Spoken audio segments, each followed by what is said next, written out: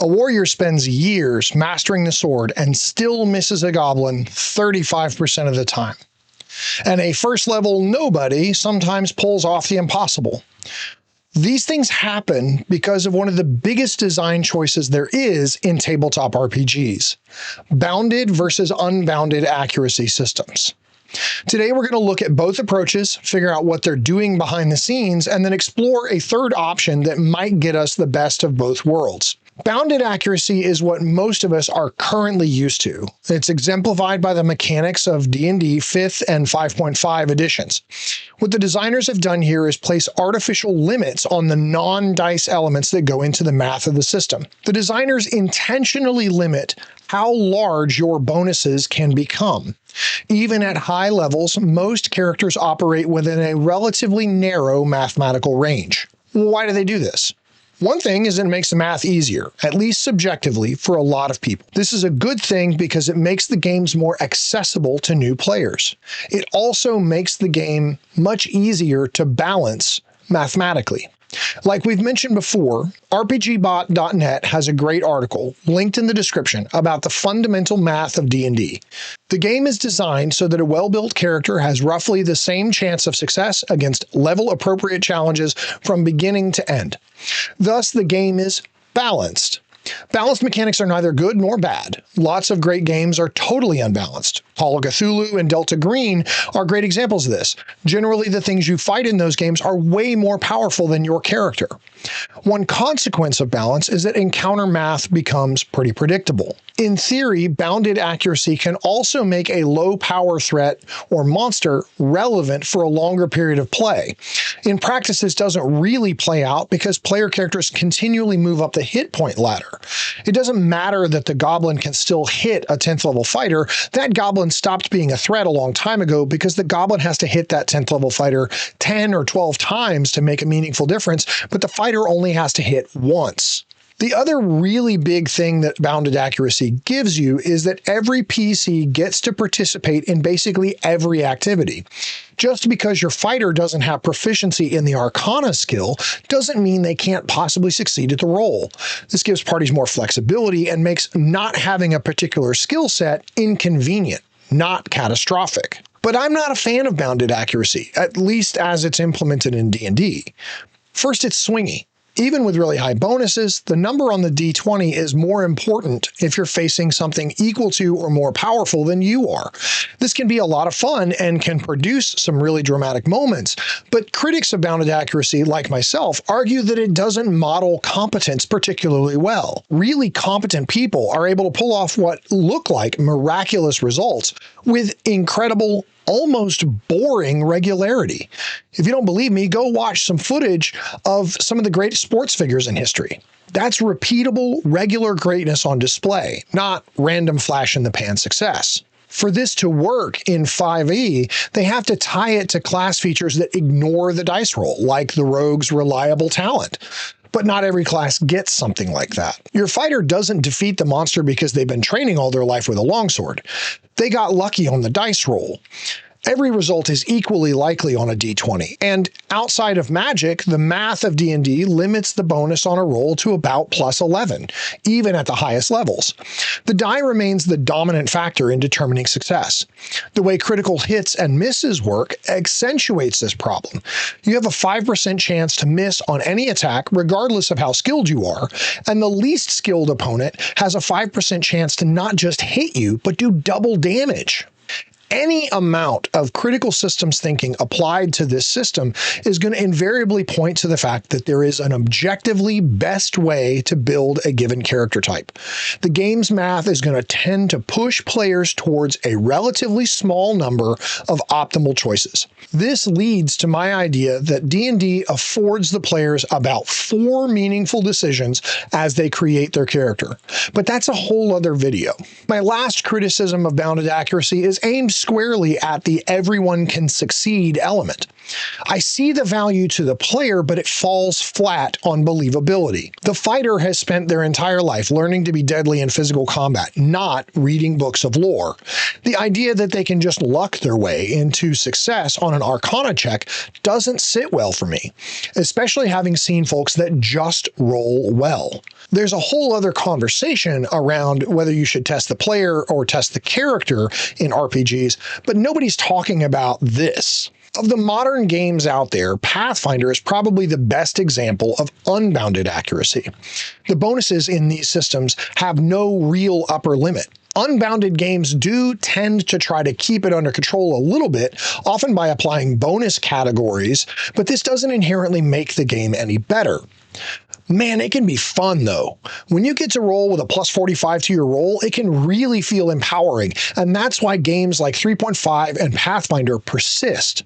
For many players, that feeling is at least partly what playing the game is all about. Unbounded accuracy systems do make a better step towards modeling competence than bounded ones.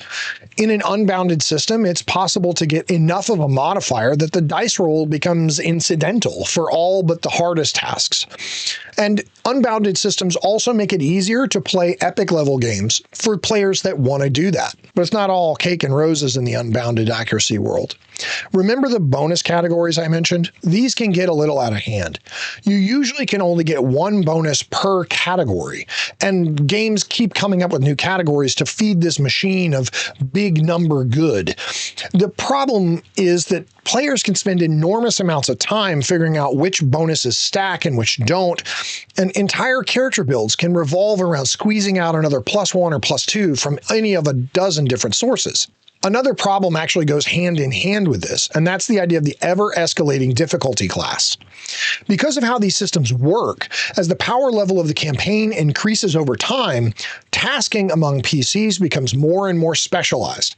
Very quickly, the rogue is the only one in the party that has enough skill bonus to find the trap, or the fighter may be the only one that can actually physically hit the enemy in combat. This allows each player to feel special and get some spotlight for sure, but if you're missing a particular skill from your party composition, you can really be hosed. Party balance ends up becoming more and more important in these kinds of games as the campaign goes on.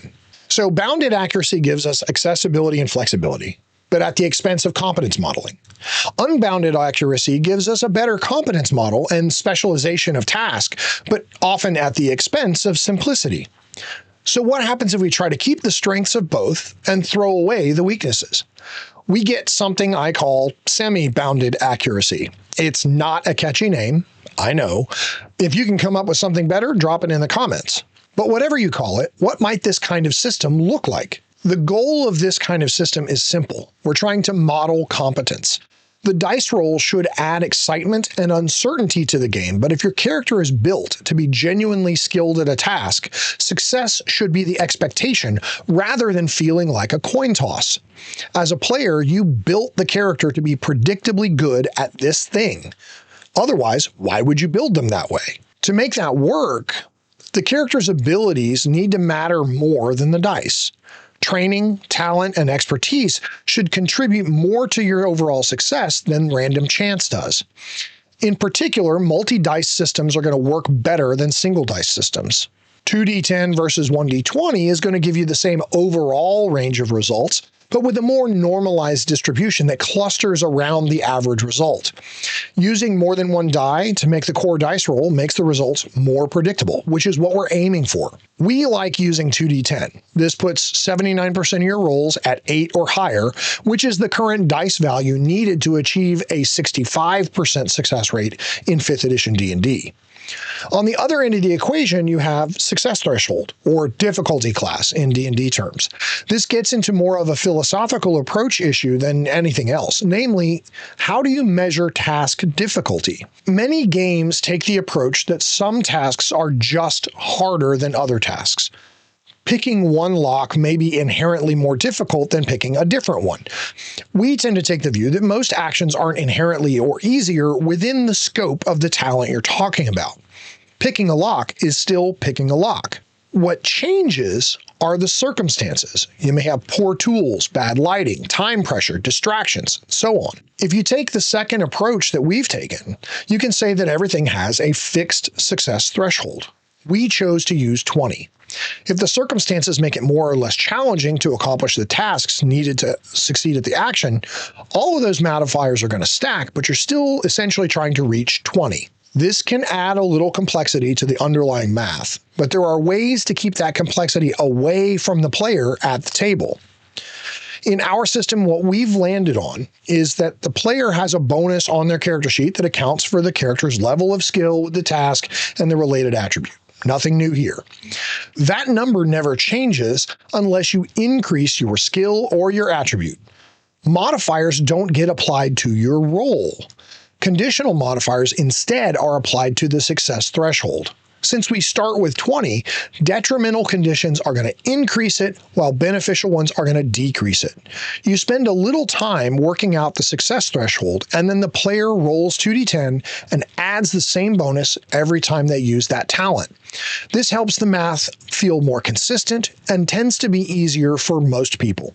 As far as conditional or base modifiers, any number of environmental factors might come into play, but there are fairly hard upper limits to how good your attribute can be, and how high your talent rating can be practically due to the cost of purchasing that talent. The balancing act here is that while skills can become extremely high, the sources of bonuses remain relatively limited and predictable. For the things your character is intended to be good at, most of the results of the roll should come from your attribute and talent ratings, not the dice.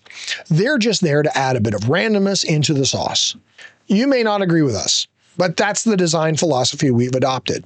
My name is Travis, and the reason I've spent so much time thinking about accuracy systems is that every RPG eventually has to wrestle with this one question: how much should luck matter? I'm one of the creators of Altered World, a science fantasy TTRPG built around the idea that expertise should matter more than luck, without losing the uncertainty that makes tabletop games exciting. It's the game that finally lets you answer the question: if I trained for 17 years in the Shaolin Temple, could I win a fight against the Cocaine Bear? We hope that this look at accuracy systems in TTRPGs might help you find a game that plays the way you want it to. We'd love it if that game was Altered World. If you'd like to give it a try, you can pick up our quick start and an additional adventure for free on either DriveThruRPG or RPG Trader. Links to both of those stores are down in the description. If you really want to support us, you can consider liking the video and subscribing to our channel.